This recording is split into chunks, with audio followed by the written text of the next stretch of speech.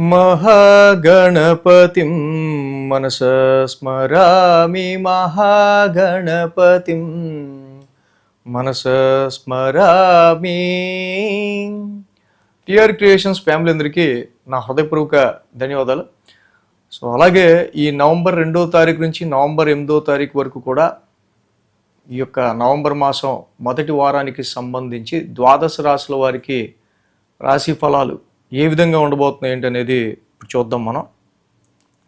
So దీనిలో మనం చూసినట్టయితే మేజర్ ట్రాన్సిటల్ చేంజ్ విషయానికి వస్తే నవంబర్ 3వ తారీఖు నుంచి సోమవారం నుంచి కూడా శుక్రుడు తులారాశిలోకి మారుతున్నారు. ఆయన ఓన్ హౌస్లోకి స్వక్షేత్రంలోకి శుక్రుని యొక్క సంచారం మొదలవుతుంది. అలాగే గురుడి యొక్క అతిచారం కూడా జరుగుతుంది. ఆల్రెడీ మనం చెప్పుకున్నాం గురుడి యొక్క అతిచారం గురించి. ఇక కుజబుధుల యొక్క ఇతి, ఇక్కడ కుజుడు స్వక్షేత్రంలో ఉన్నారు కానీ బుధుడు శత్రుక్షేత్రంలో ఉంటాం. సో ఇది కొంతవరకు మనకి గ్రహయుద్ధం కింద బుధుడు శత్రుక్షేత్రంలో ఉండటం, అది ఏ రాశి వాళ్ళకి ఏ స్థానం మీద ఎలాంటి ఇంపాక్ట్ ప్రభావం చూపిస్తుంది అనేది మనం తెలుసుకుందాం.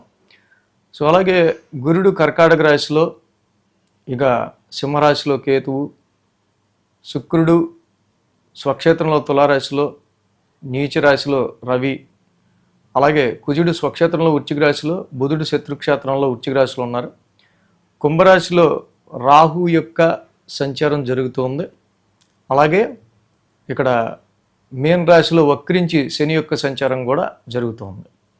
సో ఈ విధమైన గ్రహస్థితి, చంద్రుని యొక్క గమనం మనం చూస్తే కనుక కుంభం, మీనం, మేషం, వృషభం ఈ 4 రాశుల మీదుగా ఇక్కడ మనకి చంద్రుని యొక్క సంచారం కూడా ఉంది.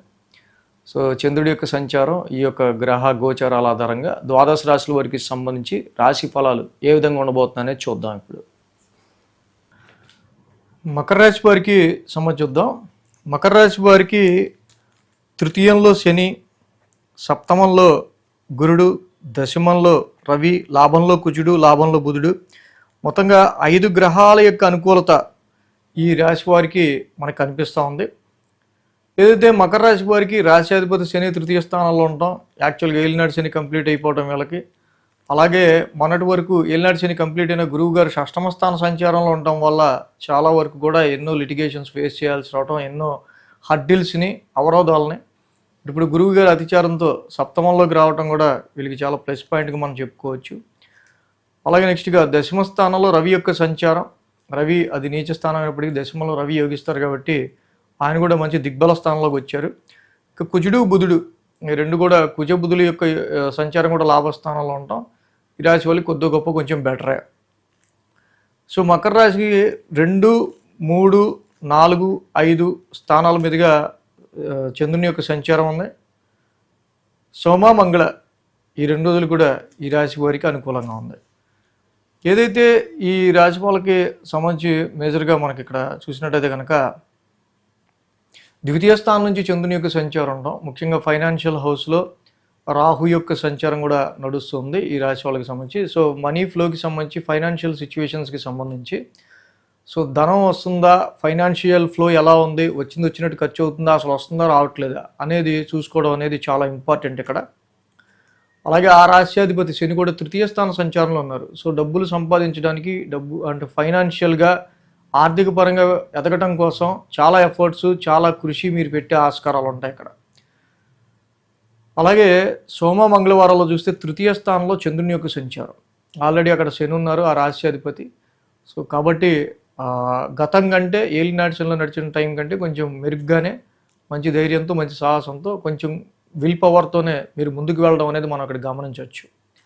మొన్నటి వరకు షష్టమ స్థానంలో గురుడు ఉన్న ఇప్పుడు సప్తమంలోకి అతిచారంలోకి రావడం, మళ్ళీ అదే గురువు గారి ఆస్పెక్ట్ ఇక్కడ తృతీయంలో ఉన్న శని మీద ఉండడం చాలా మంచిది.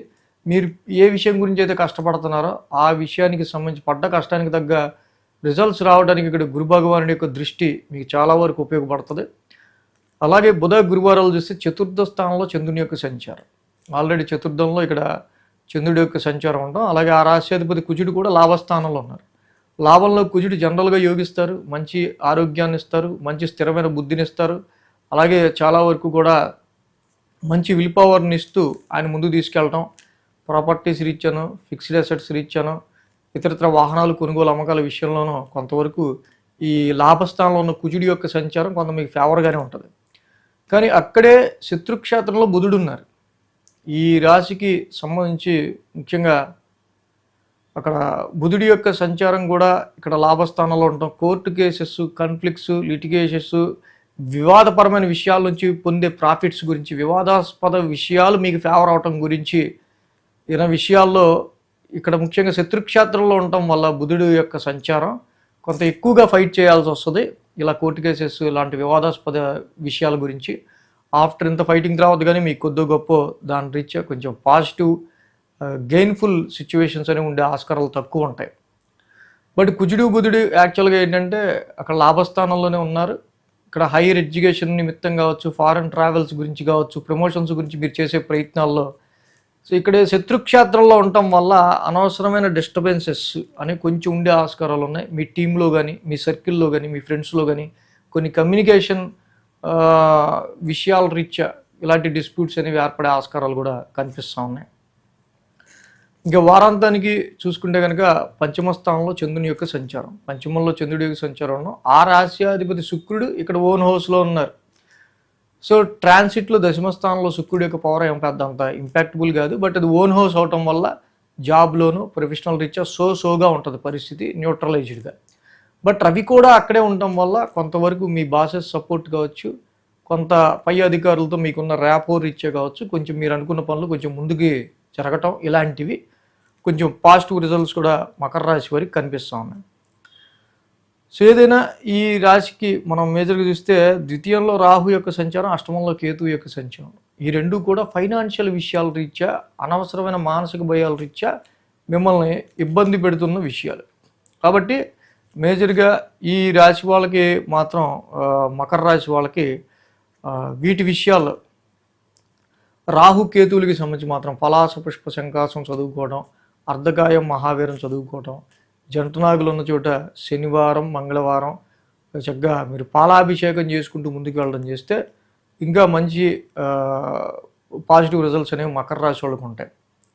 సో మేజర్గా ఈ రాశికి ఏదైతే సప్తమ స్థానంలో గురువు గారి యొక్క గోచారం కూడా వచ్చిందో ఇక్కడ వ్యాపార సంబంధిత విషయాల్లో కొంచెం మీరు ముందుకు వెళ్ళడానికి, మొన్నటి వరకు ఏదైతే అనవసరమైన గొడవలు లేకపోతే చిన్న చిన్నగా ఆఫీస్లో అందరూ కూడా కొంచెం మనకి యాంటిజంగా పనిచేయటం, ఇలాంటివి కొంచెం తగ్గుముఖం బట్టే ఆస్కారాలు కూడా మనకు కనిపిస్తూ ఉన్నాయి. కాబట్టి రాహు కేతువులకి మాత్రం కంపల్సరీ చేసుకోండి, మీకు చాలా వరకు కూడా మంచి పాజిటివ్ రిజల్ట్స్ అనేవి ఈ రాహుకి కేతువుకి చేసుకోవడం వల్ల మీకు ఏర్పడతాయి. ఈ వీడియో కనుక మీకు నచ్చినట్లయితే లైక్ చేయండి, షేర్ చేయండి. మరిన్ని అప్డేట్స్ కోసం సబ్స్క్రైబ్ చేయడం మాత్రం మర్చిపోకండి.